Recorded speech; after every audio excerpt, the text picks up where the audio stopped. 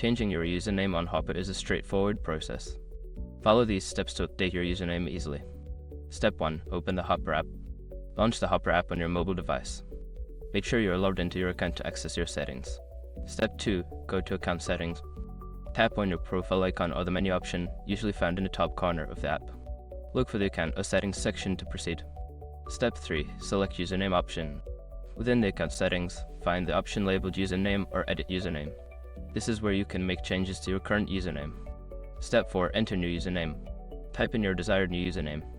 Ensure that it follows any guidelines provided by Hopper, such as character limits or restrictions on special characters. Step 5. Save changes.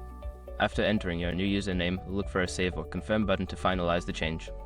You may receive a confirmation message once the update is successful. Once you have completed these steps, your username on Hopper will be updated. If you encounter any issues, consider reaching out to Hopper's customer support for assistance.